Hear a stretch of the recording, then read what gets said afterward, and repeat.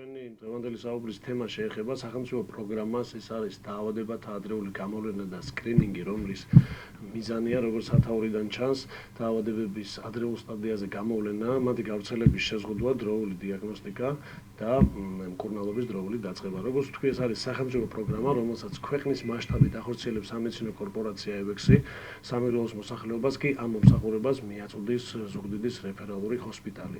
აქვე მინდა აღვნიშნო, რომ იმისათვის, რომ მოსარგებლე ჩვენი მოქალაქე გახდეს ამ პროგრამის მოსარგებლე, მხოლოდ და მხოლოდ ორი პირობა არის საჭირო. პირველი ის, რომ იყოს საქართველოს მოქალაქე, ანუ წარმოადგინოს პირადობის დამადასტურებელი დოკუმენტი და მეორე იყოს შესაბამისი ასაკის, რომელზეც უფრო ქვევით გვექნება საუბარი. ახლა რაც შეეხება თვითონ აი ამ პროგრამას, ის მოიცავს 4 სახის კიბოს სკრინინგს. პირველი ეს არის ძუძუს კიბოს სკრინინგი, რომელიც ხორციელდება 40-დან 70 წლის ჩათვლით ქალბატონებში და რომელიც მოიცავს მამოლოგის გასინჯვას, მამოგრაფიას და საჭიროების შემთხვევაში სარძივე ჯგუფის ეკოსკოპიას. პერიოდულობას რაც შეეხება, ეს არის 2 წელიწადში ერთხელ, ანუ ჩვენს მოქალაქეებს შეუძლიათ 2 წელიწადში ერთხელ მიიღონ აღნიშნული მომსახურება განმეორებით.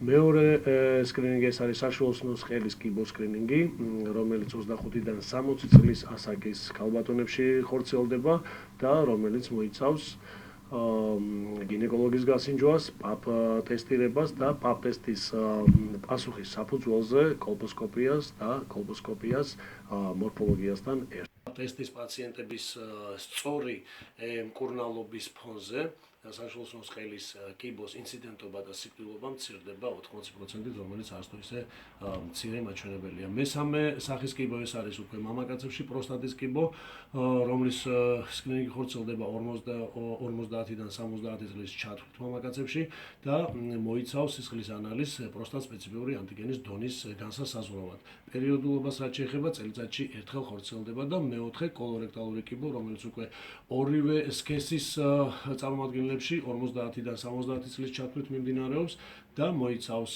განავლის ანალიზს ფარულ სისხლდენაზე, პასუხის დადებითობის შემთხვევაში აღინიშნება დამატებით ხორციელდება კოლონოსკოპია და კოლონოსკოპია ბიოპსიით, ანუ საეჭვო მასალის აღება და გამოკვლევა ჰისტოლოგიურად. კოლორექტალური კიბოს სკრინინგის პერიოდულობა არის 2 წელიწადში ერთხელ.